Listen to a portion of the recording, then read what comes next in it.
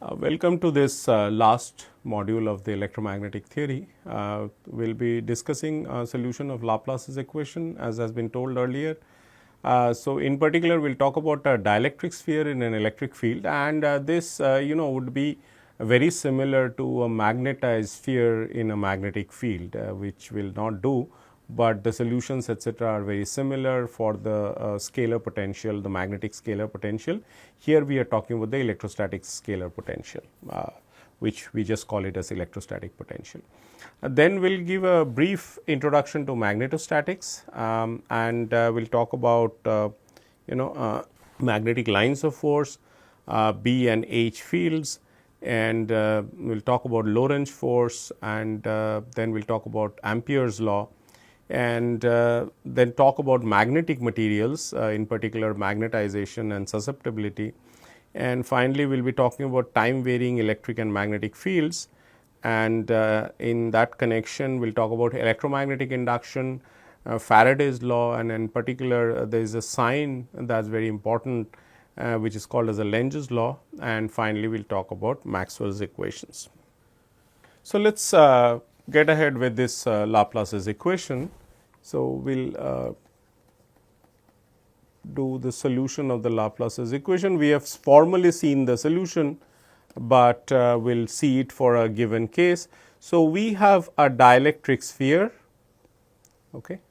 of say for example radius r, and this is the z axis, and there is an electric field along the z axis. So, there is a E0 electric field along the z axis, and which actually pierces the material. Let us call that as E0, and because it is in the z direction. So, this is E0 z cap and so on, and say this is the angle theta that we have, and we have this dielectric sphere of dielectric constant, or this permittivity to be equal to epsilon, and you can take it the outside to be vacuum and take it as epsilon 0, but it really does not matter. You can take epsilon 1 and epsilon 2 to be the dielectric constants or the permittivities of inside and outside region, and this electric field outside is constant, that is a uniform electric field.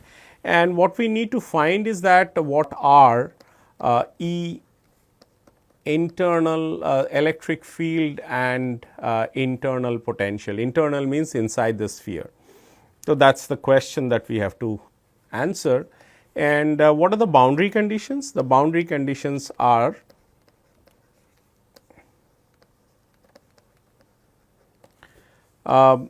V.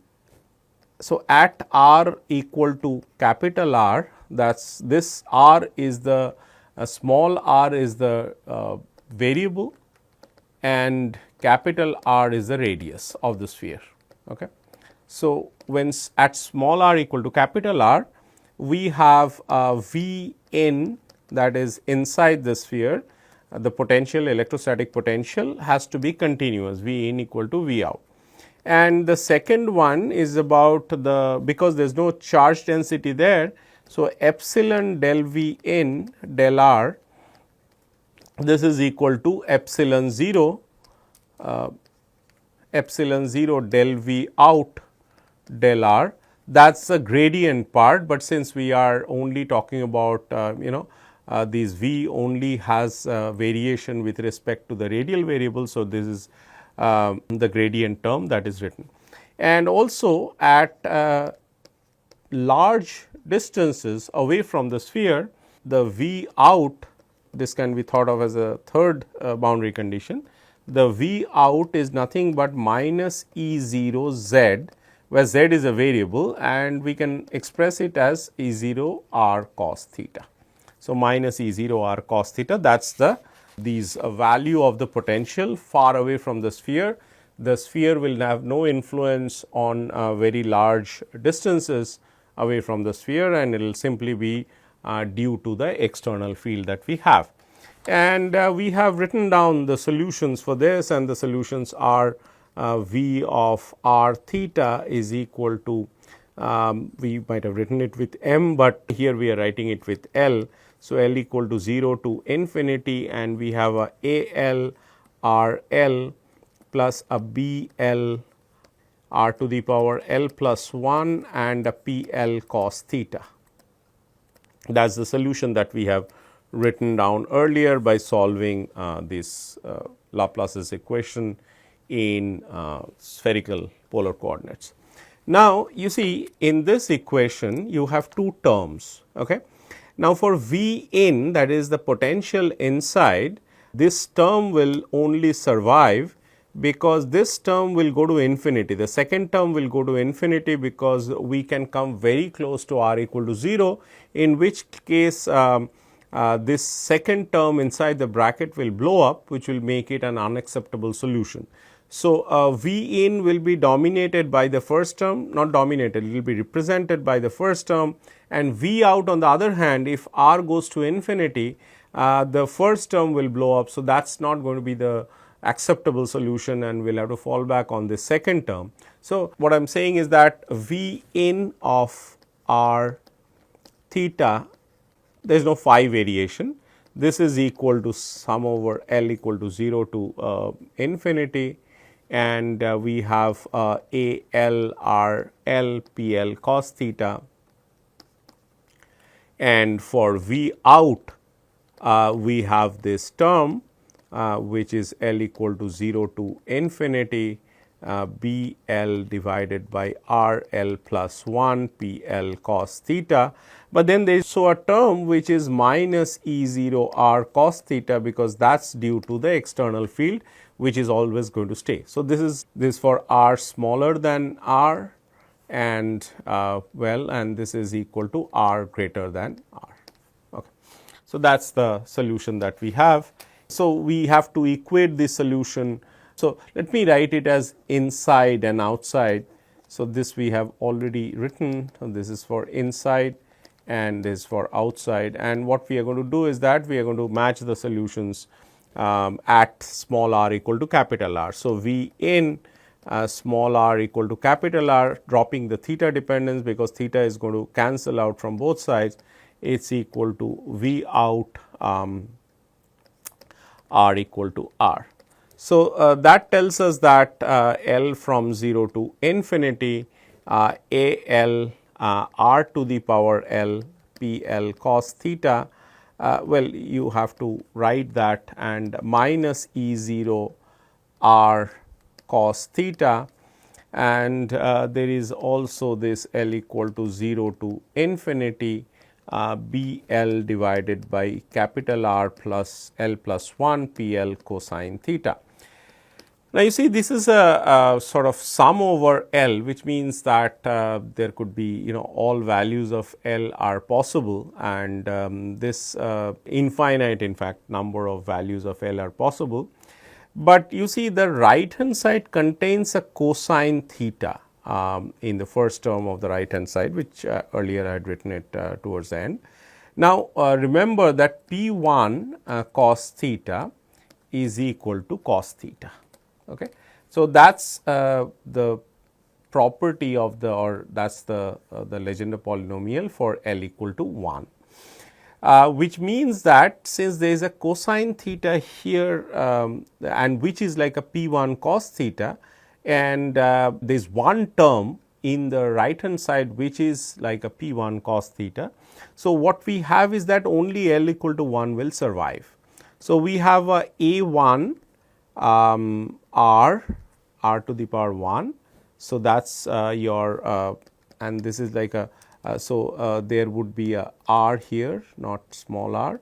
So, this is like a minus E 0 r and plus a B 1 by r square. So, this is by dropping all other terms excepting L equal to 1, and so this is L equal to 1 would survive, and then of course, you have also for the other ones, then you have this A L r to the power L is equal to B L r to the power L plus 1.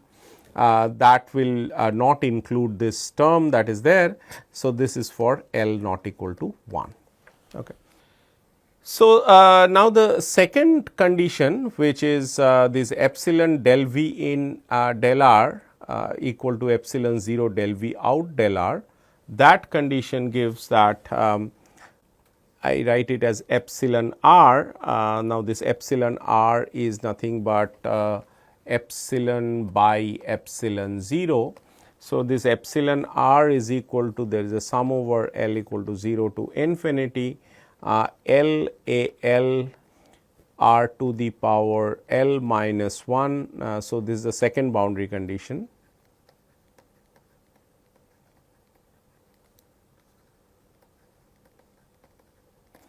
And P L of cos theta, now this is a minus E 0 cos theta, because I am not changing anything. I mean, this R goes because I take a del R.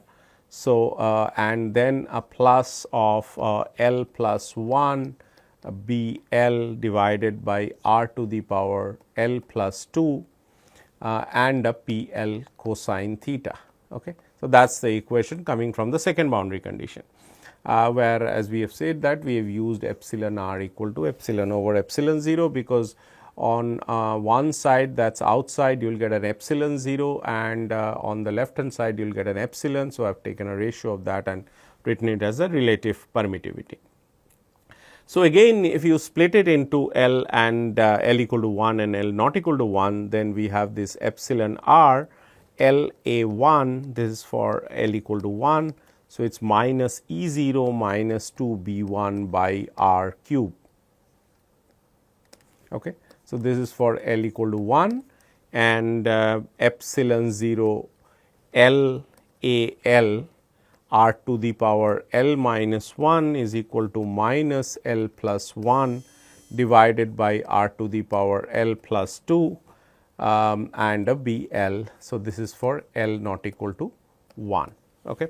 So, if you call these as equation 1, this as equation 2, these two can be called as equation 3 and equation 4. And that sort of yields us that from equation 2 and 4,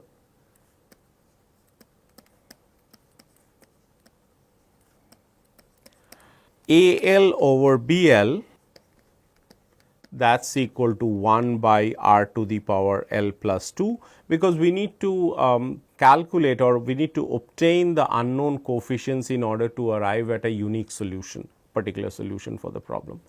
And A L by B L, this is equal to 1 over epsilon R, and this is like minus L plus 1 divided by L, 1 divided by R to the power 2L plus 1.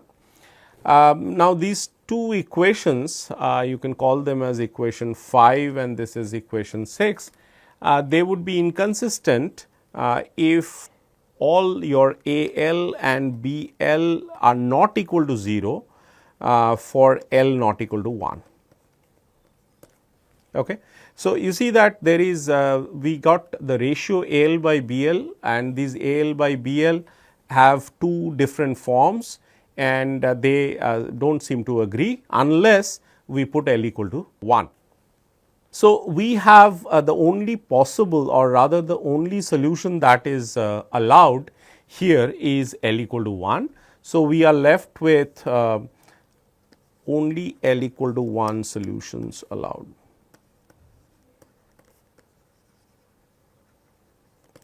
All right.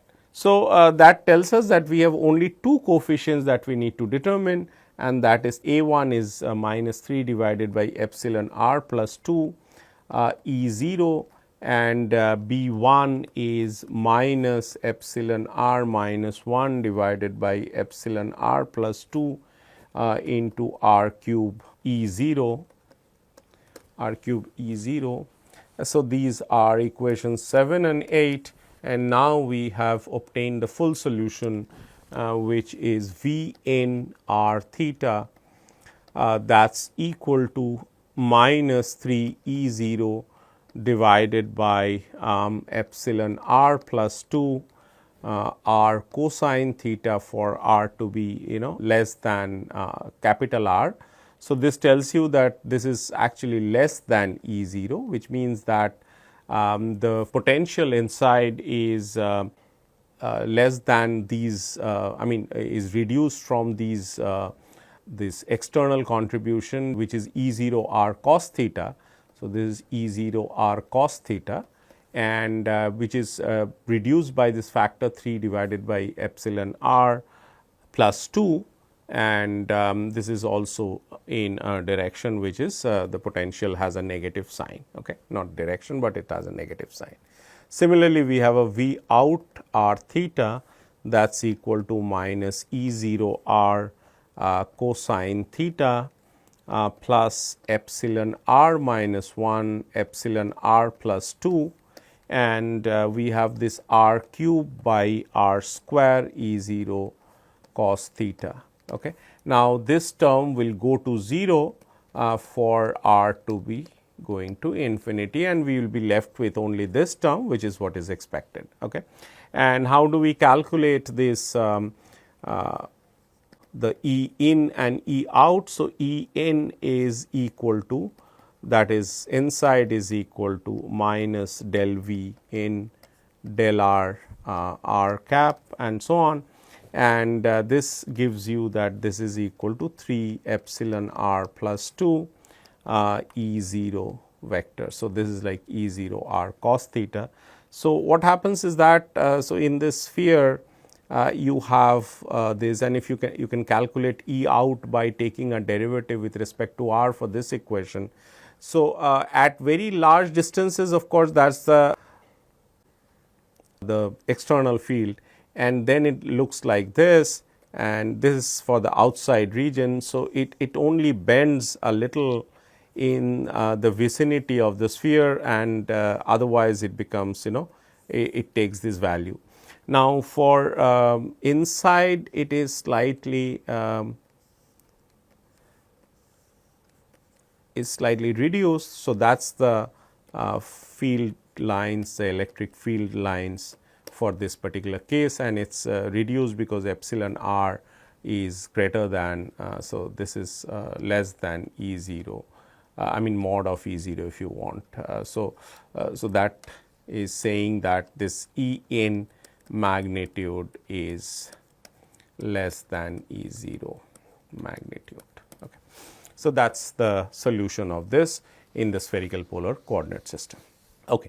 So, this completes one of our electrostatics part, and let us now get into the magnetostatics, and we will do that very quickly because a lot of things are common and they look exactly like the electrostatics, and we will start with magnetic field lines. Okay. And so, these magnetic field lines, they if you take a bar magnet with a north pole and the south pole showed like this, then it sort of the magnetic field lines will go like this from the north pole to the south pole in the vicinity, and then of course, it will diverge like this, and it will diverge like this at at large distances. Okay. So, there are of course, a lot of field lines that are there, and each one will have these originating from the north pole and the south pole. And if you talk about current carrying wire, which is all we are familiar with that, and say it is carrying a current in this direction, then the magnetic field will curl around like this. Okay. So, this is the direction of the magnetic field, which is really the theta cap direction. So, if you notice my hand, so this is the direction. So, this is a current carrying wire, so this pen, and the magnetic field is curling around. So, it goes in the theta direction, and it is basically given by this right hand rule, where you can the thumb actually points in the direction of the current, and the magnetic field is the rest of the 4 fingers, they will point in the direction of this magnetic field. Okay. So, that is the direction of magnetic field for static poles, and they are very distinct from the electric field, because the electric field is characterized by divergence of E not equal to 0 and the curl of E equal to 0. We are of course talking about static case, But on the other hand, for the magnetic case, we have divergence of B equal to 0 and curl of B is not equal to 0, and it is equal to what we will see in just a while. Okay. So, it has really properties very distinct from the electric field, but the important thing is that they both are valid vectors, because we know what are the divergences and the curls, basically the divergence and curl for each of these fields. Okay.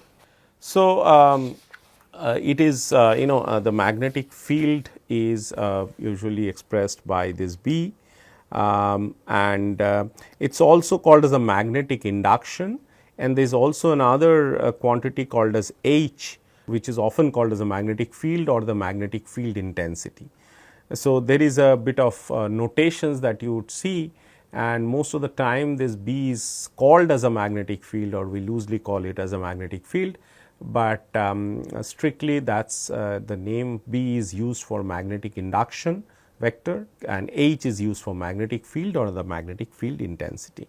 The unit is Tesla, so that is the unit, SI unit, and it is also expressed in Gauss, and the relationship between Tesla and Gauss is that 1 Tesla is equal to 10 to the power 4 Gauss.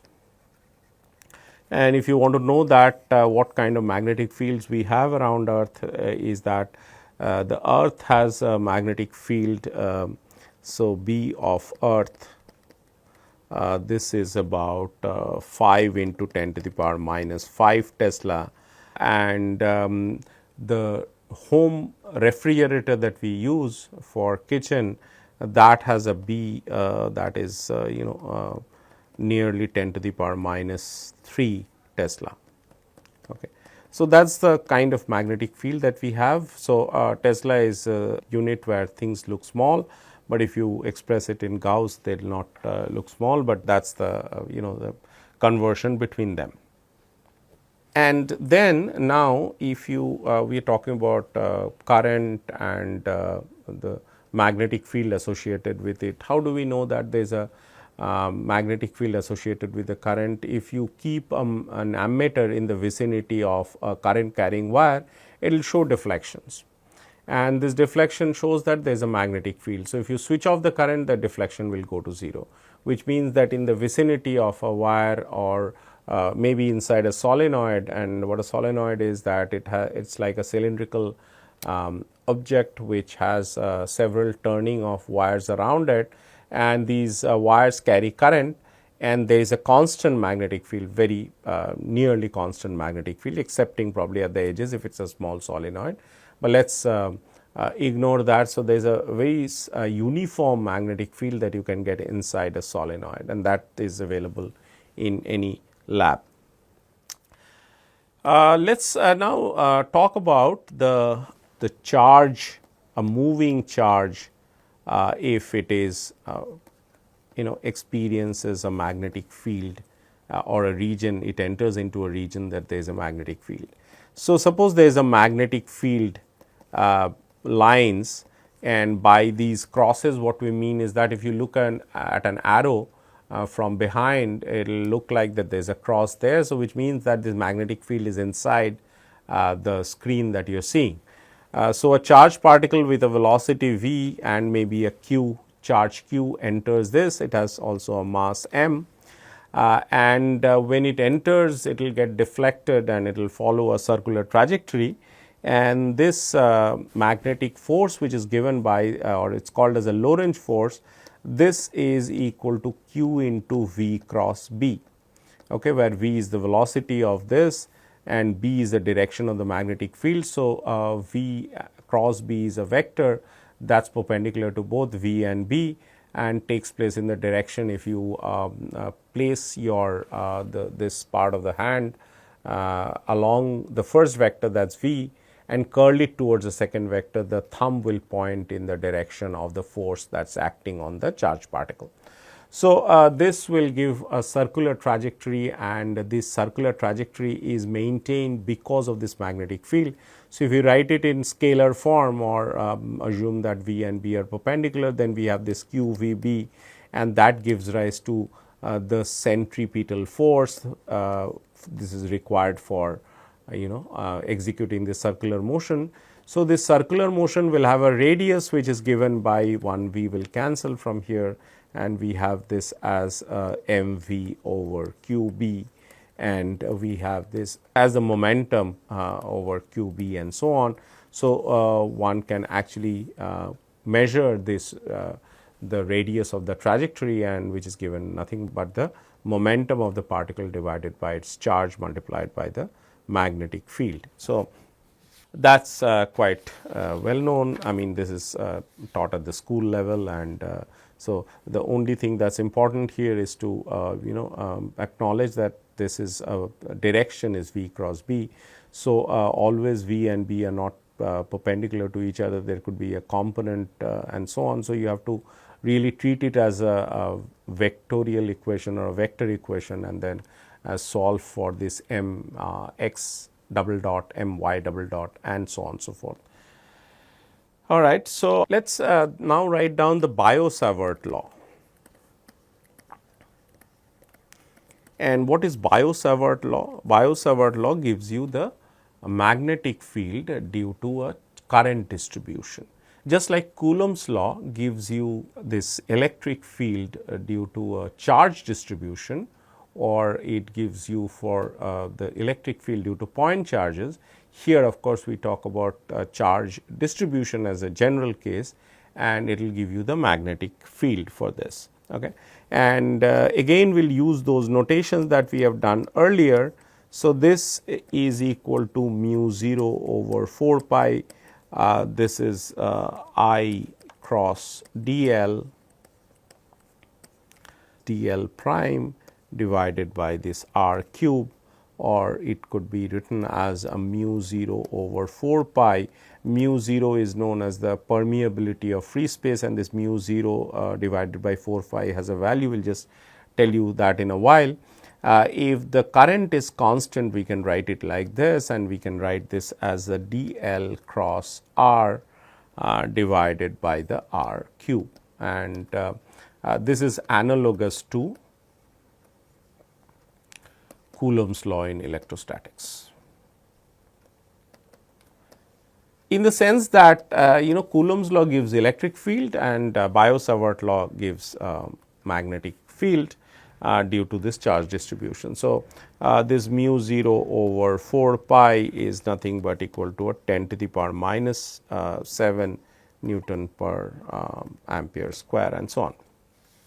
That is called as a permeability of free space, and one can actually calculate these for a given distribution. Either it is a straight wire, or maybe there is a wire that is circular in shape, and you want to calculate the current at the middle of the wire, that is at the at a point which is at the center of the wire, and so on various other kind of things that one can calculate, just like we have done it for large number of cases or other. We probably haven't done it, but then we have given a sort of indication that it can be done for a number of cases which are given as examples.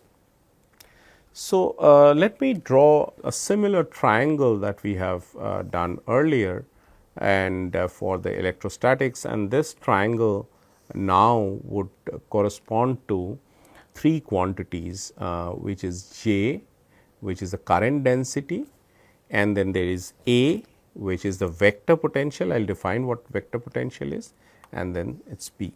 So, the vector potential is defined as B is equal to curl A, okay. And this is true because if divergence of a vector is equal to 0, in particular for this case the magnetic field is divergenceless, then this vector B can be written as a curl of a potential, which is now no longer a scalar potential, but is called as a vector potential, because divergence of curl is equal to 0. So, B can always be written as the curl of a vector potential, and this is the vector potential that we see. We will talk a little more about it. And if you want, like if you know J and you want to get A, then you can use this integral relation. So, A is equal to mu 0 over 4 pi and j and divided by r and dv or something. Okay. So, that is a volume. We are talking about a volume current distribution. And if you know j, you can get A, or if you know A, you can take a Laplacian of that and can get a mu 0 j. Okay. Now, all these things are completely analogous to these quantities, some of the quantities that we have seen in electrostatics. So, A is the vector potential is analogous to the scalar potential which we have written by V, and these equation that you see here is that this Laplacian of A equal to minus mu 0 j that is analogous to the Laplace's equation that we have seen there. And if you know say for example A, you can get B to be equal to curl of A, which is what we have just said. Okay. So, you can get this, if you know A, then you can get B, and this subject to the the condition that a divergence of these thing, this called as a gauge condition, and we can always choose a gauge condition such that this divergence of A equal to 0. And similarly, if you know J, then you can get a B by B is equal to this mu 0 by 4 pi and this J by J r cross r. So, this J r prime cross r divided by r cube and dV and so on, or dV prime. So, this if you know J, you can get a B, and if you know B, then you can get J by using this curl of B is equal to mu 0 J. Okay. And of course, divergence of B is equal to 0. So, it is a similar triangle that we have seen earlier, and so we have this as I said that these are the analogous quantities. So, we have also the Biot-Savart law to be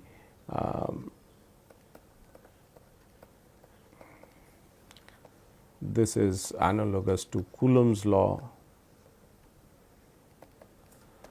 Then we have these, we'll just see in a while that Ampere's law is analogous to the Gauss's law of electrostatics, and so on. Okay. So, there are these exact similarities that make things much easier, and let us convince ourselves about some of these things that we have just seen.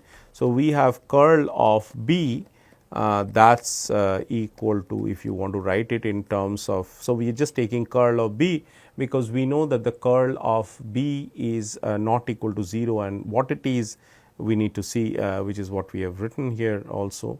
So, curl of B means curl of A, and curl of A can be written as gradient of divergence of A minus a Laplacian of A. Okay. And this is equal to mu 0 j. Okay. And so, this actually comes from this Ampere's law. So, we should also write down Ampere's law. So, it tells you that the B dot d L is equal to a mu 0 I, and so this this I is magnitude. So, this is the Ampere's law, and then if we use Stokes theorem, which will make it curl of B ds, and I can be converted as J ds and so on. So, that is a surface current, and so this you can take this curl of B minus mu 0 j. So, let me just do it.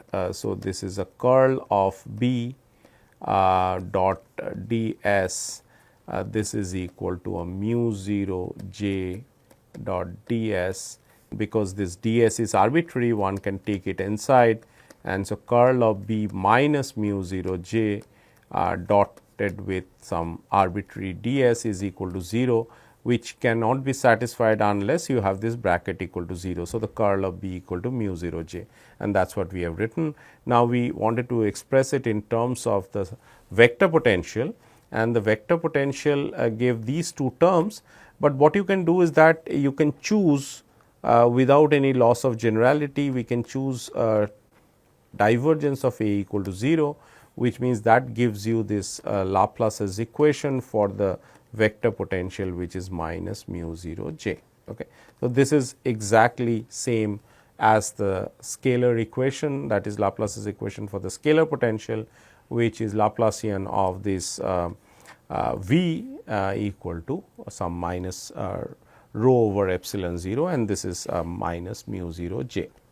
So, this the Laplacian of A equal to minus mu 0 j, and the solution of that is precisely what we have written, that the A of r is equal to mu 0 over 4 pi j of r prime divided by r and a dv prime, and this is what we have written in the triangle. So, all these relations that we have written are consistent, and let us now look at magnetic materials, and these magnetic materials are analogous to the dielectric materials. So, let us talk about the magnetic materials, and these magnetic materials can just like this D vector and this P vector and so on. If I remind you of the dielectric, where we have electric field, a D vector which we called as a displacement vector, and a P vector we called as a polarization vector. Here also we will have B vector, H vector and M vector. So, B is called as the magnetic induction, H is the magnetic field or the magnetic field intensity, and M is the magnetization. So, we write down for linear magnetic material, the magnetization of that is written as M is equal to chi M into H. M is the magnetization,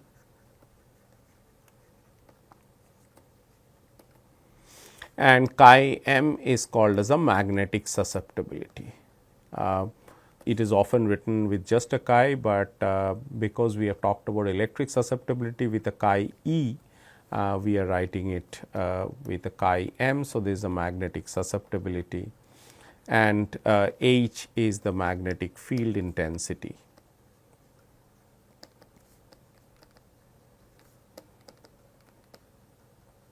So, we are no longer talking about vacuum, we are talking about magnetic materials, which is represented, the magnetization is represented by this. And where does this magnetization come? And if you define the magnetic dipole density, then this M equal to N into mu say, and where mu is called as the magnetic dipole density.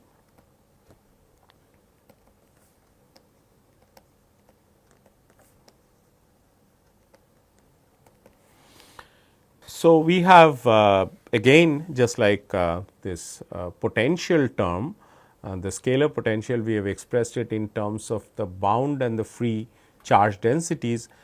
We can express the magnetic vector potential in terms of the bound surface current and bound volume current densities, and that can be seen easily. We can we ignore the derivation of that, but let me write this as A is equal to mu 0 over 4 pi, and so this is J B r prime divided by r minus r prime dv prime. You would have seen this similar expressions with J replaced by rho, everything else. So, mu 0 by 4 pi was 1 by 4 pi epsilon 0, and plus a mu 0 by 4 pi, and then this closed integral, which is a k b r prime, and r, this r minus r prime is nothing but these curly r. So, let me write it as curly r here, and there is curly r here, and then there is a ds prime. So, that is absolutely analogous to what we have seen for the this scalar potential, electrostatic scalar potential. So, this JB is called as the basically this is the bound current density, bound volume current density.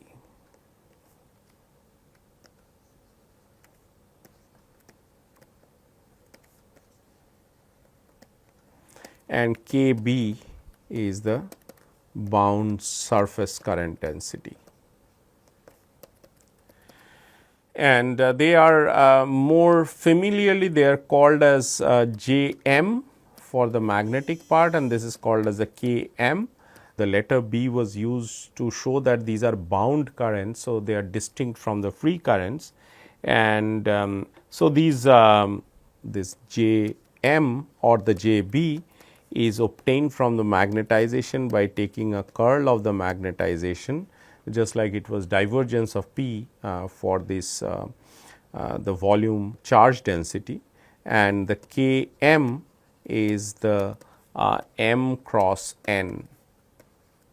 So, just like the bound volume charge density and the bound surface charge densities were obtained from P, the divergence of P and P dot n, here it is curl of m and m cross n. Okay. There was a minus sign for this bound volume charge density. Okay. So, what are the relationships between these H and B and so on? So, if you write down this the differential form of the Ampere's law, which as I said is nothing but analogous to the Gauss's law. So, this is equal to mu 0 j. So, in a medium what we can do is that we can write this as the curl of B is the j actually splits up into two parts, one is the bound part, the other is a free part. So, it is a mu 0 j. Instead of writing it as free, we just leave it as that, or you can, for more clarity, you can write it as this, and then the bound one which we have decided to write it as this. So, this is equal to mu 0 j free plus mu 0 curl of m, because that is the definition of this volume current. So, this curl of m, and I can combine the two sides and can write this curls as B minus mu 0 m.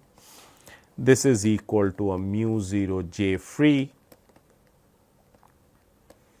and this is nothing but we can write this as a curl of H is equal to mu 0 j free. Okay. And what you can do is that this is we are writing it in material. So, we can remove this 0 because it could be simply the permeability of that medium. So, we can write this down as curl of H is equal to mu j free, and this is nothing but the Ampere's law in a magnetic medium. Just like we have Gauss's law in dielectric medium, which was just divergence of D equal to rho free. Here it is mu into there will not be any mu actually, I mean there is a mu there. So, we have defined H to be equal to B over mu 0 minus m. So, we can actually keep this mu 0 if you like, and so this becomes, there is no mu here. So, it becomes equal to a j free because the mu will this get absorbed because of this. H is defined as B by mu into m. So, this is Ampere's law in differential form.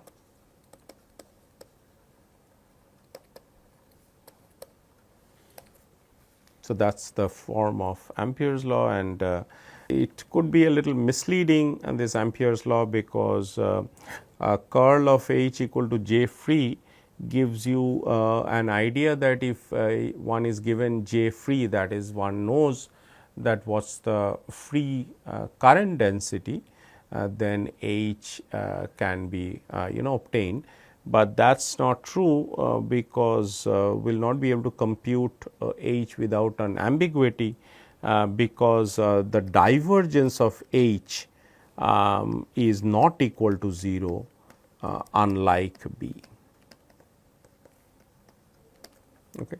So, this is a tricky point that one needs to keep in mind, that this Ampere's law is fine, but the Ampere's law if you are given J free, you will not be able to calculate H just by taking or rather by integrating this equation, because divergence of H is not equal to 0. So, for most magnetic materials except very good ferromagnets, we have these linear relations that hold, which we have written earlier.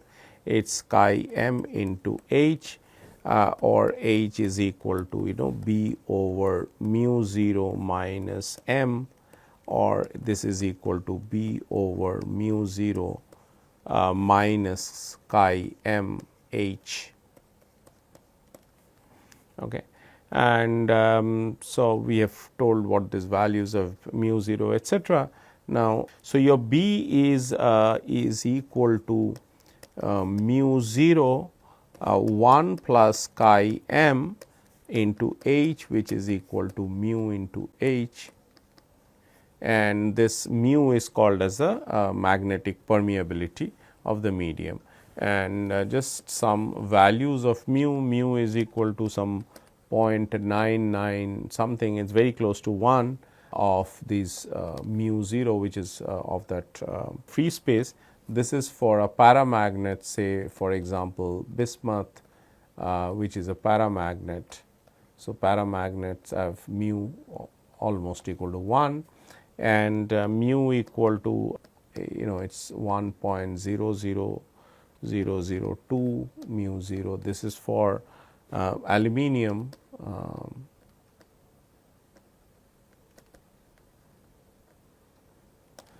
And mu is very large, of the order of 10 to the power 5 for for ferromagnets, but of course, there is no guarantee that this linear relationship between B and H will hold for ferromagnet. All right. So, again one can solve similar equations, the Laplace's equations. One may not do it for the vector potential, but there is you can also convert it into a magnetic scalar potentials and can solve this equation. Okay. All right. So, we are closing in, but let us do one more quite important thing, and which will bring us to the last part of this module, and which is time varying electric and magnetic fields.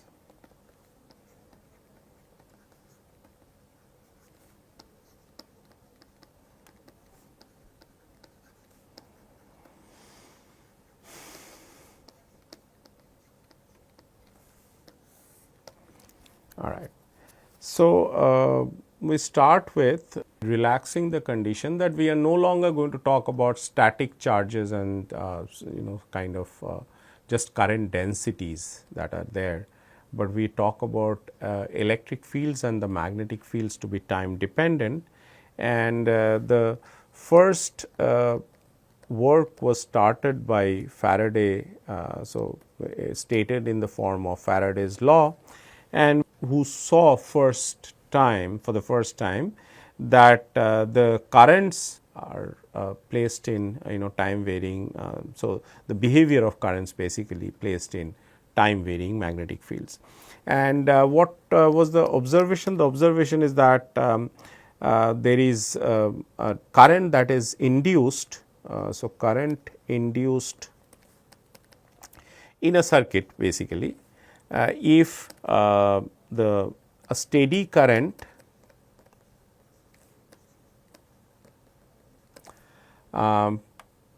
flowing in an adjacent circuit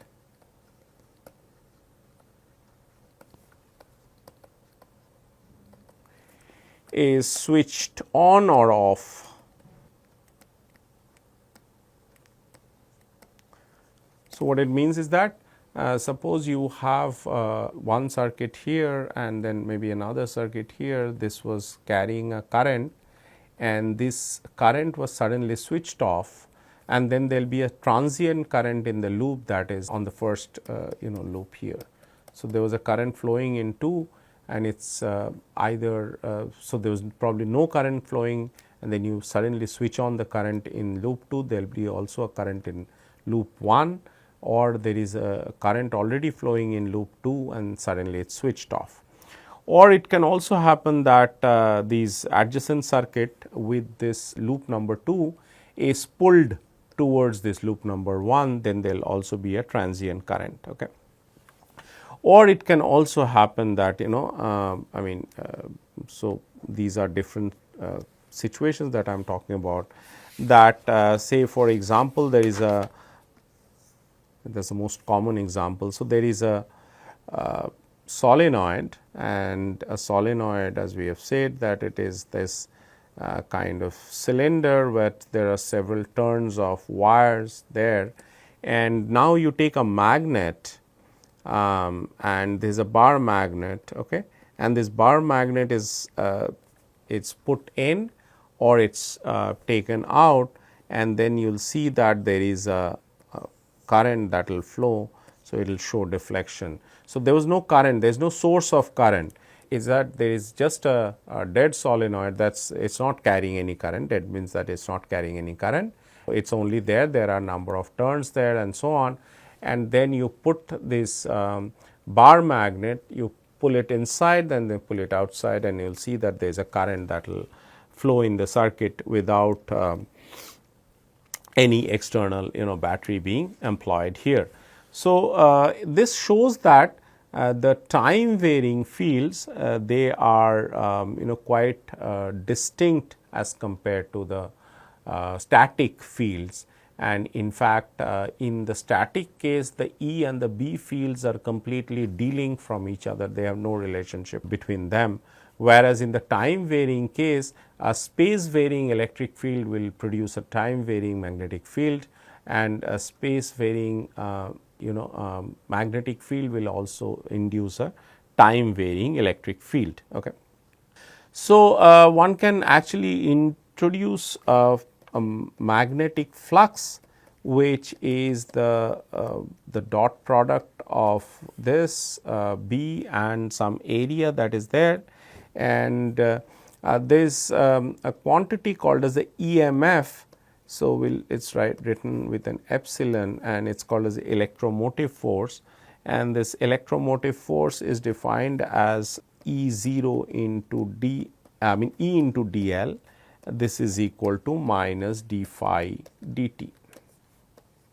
That is what Faraday's law is, and E dot dl can be converted into a curl E dot ds integral of that, and minus d dt equal to a minus of d dt of B dot ds, and now we can pull this thing inside. See, this integral is over this surface, that is a space coordinate, and the time is taken it operates from the left, but time and space are completely delinked in non-relativistic mechanics. So, we can take a derivative and take this derivative of with respect to time to be inside, and this will give us that the curl of E minus del B del t, that is equal to 0. So, we will y is equal to 0 because we have written of course d dt and del B del t,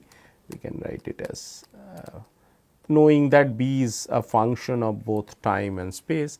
So, curl E is equal to minus del B del t, and sorry, this is there will be a plus sign here, and so curl of E is nothing but a minus del B del t and or dB dt, and this minus sign is important, and this minus sign is given by the Lenz's law, which tells you that the direction of the induced current would be such that that it resists the change in the magnetic flux through the circuit. Okay. So, this is the Faraday's law and Lenz's law basically combined, which gives the Faraday's law gives you this how this curl or the space varying electric field is linked with the time varying magnetic field. There is a minus sign which is given by the Lenz's law, which simply says that there is a direction of this current that flows into the circuit, the current that we just talked about, and the direction is such that it will resist any change in magnetic flux through the circuit. All right, so we are closer to what we wanted to have, and so let us collate all these information that we have gotten so far from these electrostatic, magnetostatics, and then these time varying fields that we see. We can of course write down these equations, which is a divergence of D. This is equal to rho free, that is called as the Gauss's law. And curl of E is equal to minus del B del T. Okay, so this is called as a Faraday's law, as we just saw now, along with a sign that is given by the Lenz's law, and divergence of B equal to 0. That is an important equation. It has a meaning that this magnetic field lines cannot they do not diverge, or they do not start from somewhere and end somewhere, and it has to start from a north pole and end in a south pole. Okay. And this also means that there is no magnetic monopole being present. This is quite unlike that we have a single charge that is present. There is no single pole that is present. Even if you break the magnet and keep breaking it till it becomes smaller and smaller, even at the molecular level, it will have a north pole and south pole, and divergence of B will always be equal to 0. And curl of H, that is equal to J free. You can write this down as curl of B also equal to mu 0 J, but they mean the same thing. So, this is probably this has no name, so but we can write no monopole, and this is Ampere's law. And one more thing that we should not forget is the equation of continuity.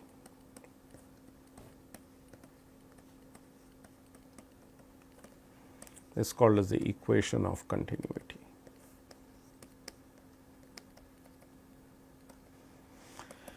All right.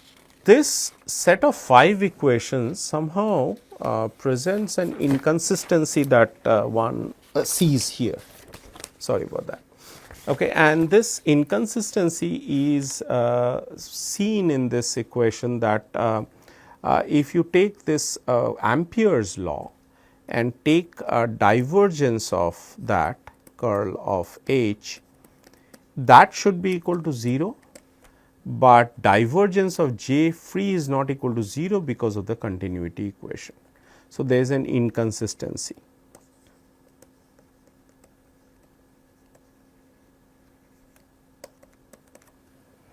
Inconsistency is that because divergence of J, whether it is free or it is not free, I mean this is divergence of J is not equal to 0, and especially when there is the charge density would vary with time. So, how to take care of that? So, if you look at this equation, that tells you that these equations are inconsistent, or rather the Ampere's law is inconsistent for time varying fields. Okay. So, we have this divergence of J. So, divergence of J plus del rho del T, that is equal to 0, that is the equation of continuity. So, now rho we know as divergence of D.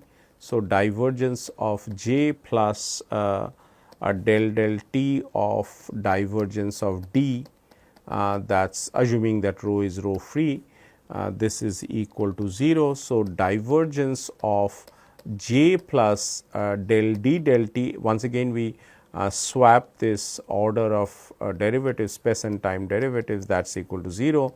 So, now It is really that the j plus del d del t is the divergence of that has to be 0. In Ampere's law, the j that you saw here in this fourth equation, that has to be replaced by not just j, but j plus del d del t. So, we should have a curl of H that is equal to j plus del d del t, and this is an important discovery, which is this is called as the displacement current.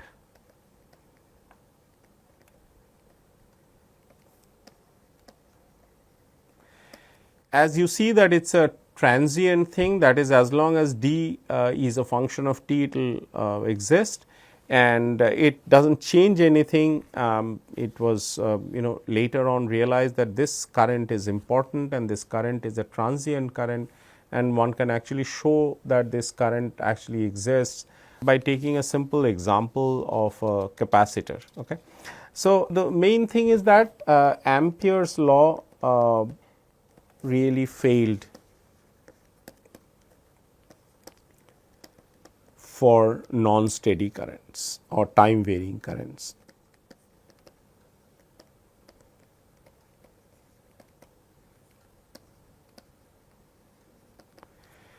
Now, if you change this j by so this is j free by this del d del t, or you can write this the same thing as curl of B is equal to mu 0 j plus a mu 0 epsilon 0 del d del t.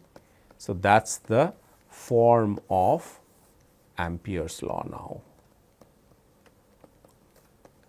This is written in terms of B, and these are some of these important things, and this allows us to write down Maxwell's equations, and these Maxwell's equations will write it down for both vacuum and in medium separately.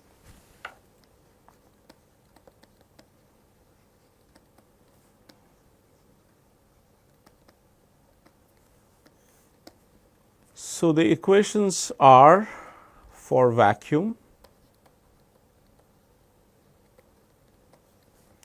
divergence of E is equal to rho over epsilon 0, divergence of B is equal to 0, curl of E is equal to minus del B del T, and curl of B is equal to mu 0 j plus mu 0 epsilon 0 del E del t, which is nothing but this del d del t, because d is nothing but epsilon 0 del E del t. And in a linear medium, and when I say a medium, it means that it has both dielectric properties and magnetic properties. So, divergence of d is equal to rho free, divergence of B is equal to 0, curl of E is equal to minus del B del T, and curl of H is equal to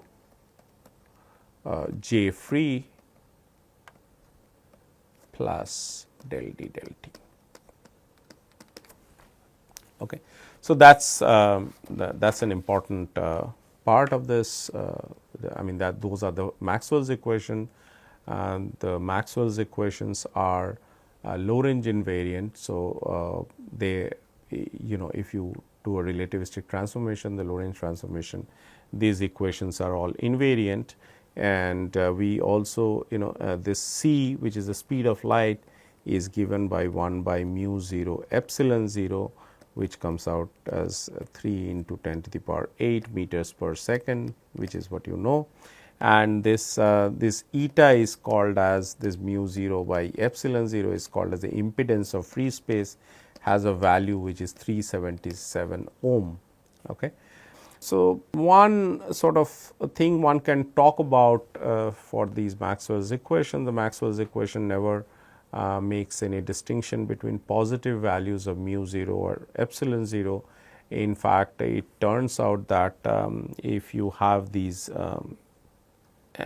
they do not sort of exclude these values, and in fact, these epsilon equal to 0 or mu to be epsilon less than 0, mu to be greater than 0, and so on in a medium, of course. And we have so this C is equal to so the V, or rather when you talk about a V of, that is speed of light in a medium, which is given by C by n, where n is the refractive index and n is actually given by this root over mu r epsilon r, which are relative permeability and relative permittivity. So, that is n is the refractive index.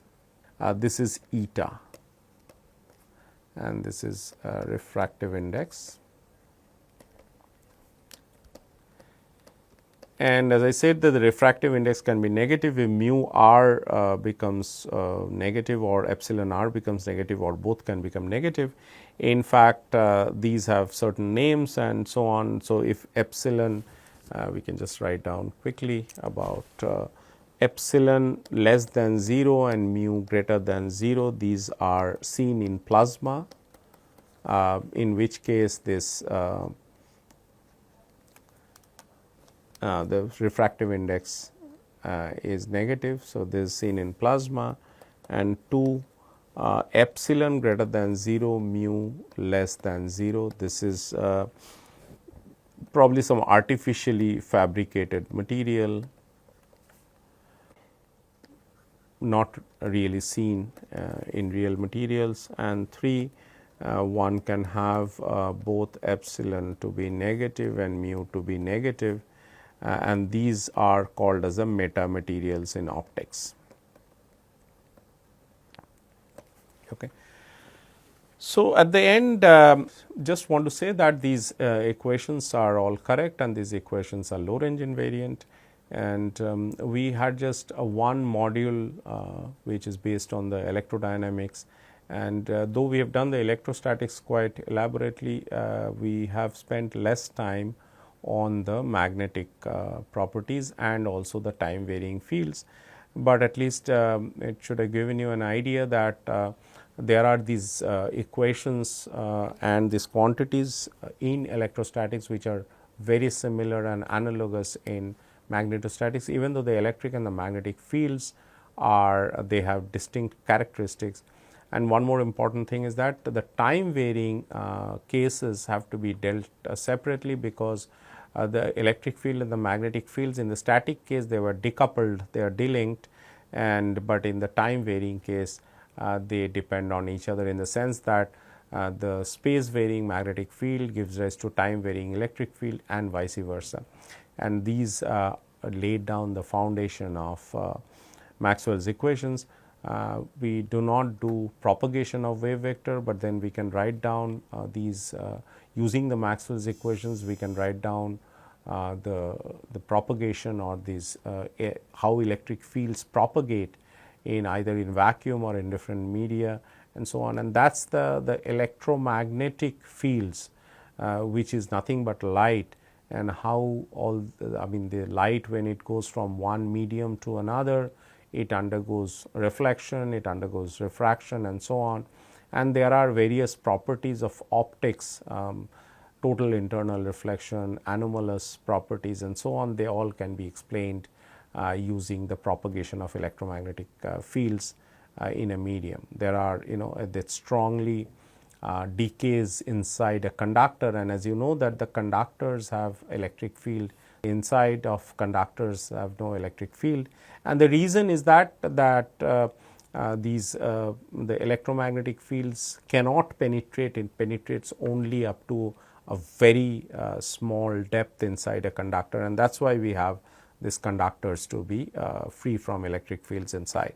That is why one can actually work in a region where there is large electric field, but sitting inside a metal cage or a metal, a conductor basically. So, we will stop here for this discussion on the electrodynamics, and start with something new for the next module. Thank you.